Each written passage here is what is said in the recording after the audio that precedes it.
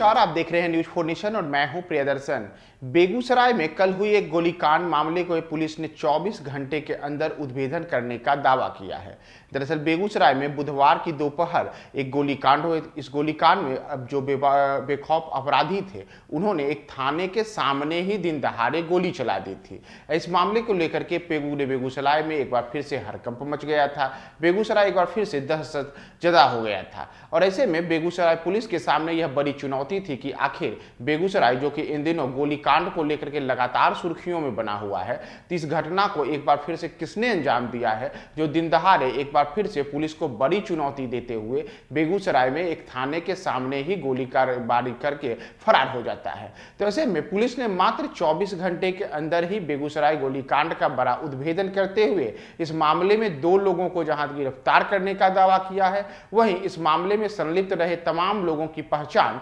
उजागर की है। दरअसल बेगूसराय में बुधवार की दोपहर मटिहानी थाना क्षेत्र के खोरमपुर ढाला के पास एक गोलीबारी की घटना हुई थी। इस गोलीबारी के मामले में पुलिस ने सीसीटीवी फुटेज जारी करते हुए अपराधियों की पहचान करने का दावा किया है। पुलिस के अनुसार सीसीटीवी में दिख रहे 5 युवकों में 4 बदलपुरा के ही रहने वाले हैं, जबकि 5वां युवक मटिहानी थाना क्षेत्र के खरीदी गांव का रहने वाला है। बदलपुरा के रहने वाले युवकों की पहचान केशव, गौरव, निर्मल एवं छोटू के रूप में की गई है, जबकि खरीदी के रहने वाले अपराधी की पुष्टि नीरज कुमार के रूप में हुई है। बताया जा रहा है कि कुछ दिन पूर्व खोरमपुर निवासी दीपांशु के साथ इन 5 युवकों का बकझक हुआ था और दीपांशु के साथ जो बकझक की घटना हुई थी उसी को लेकर के इन 5 शरारती तत्वों ने इस घटना को अंजाम दिया और दिन दहाड़े दहशत फैलाने के मकसद से आरोपियों ने एक बार गोलीबारी की।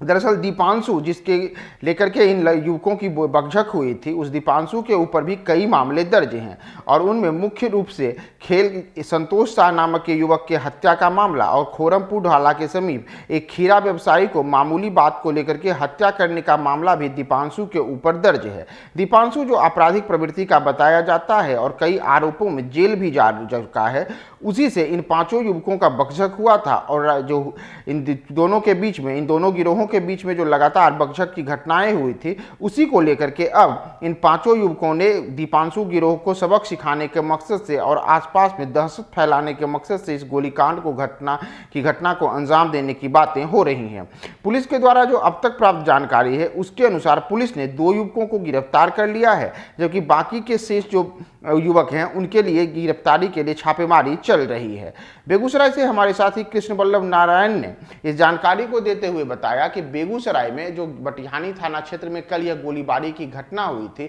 उसके बाद से एक बार फिर से बेगूसराय पुलिस के लिए यह बड़ी चुनौती बन गई थी कि आखिर यह इस घटना को फिर से किसने अंजाम दिया है। दरअसल आपको याद होगा कि पिछले सप्ताह ही 13 सितंबर को इसी तरीके की गोलीबारी की घटना बेगूसराय में हुई थी। तब बेगूसराय के अलग अलग थाना क्षेत्रों में करीब 25 से 30 किलोमीटर के दायरे में बछवाड़ा से लेकर के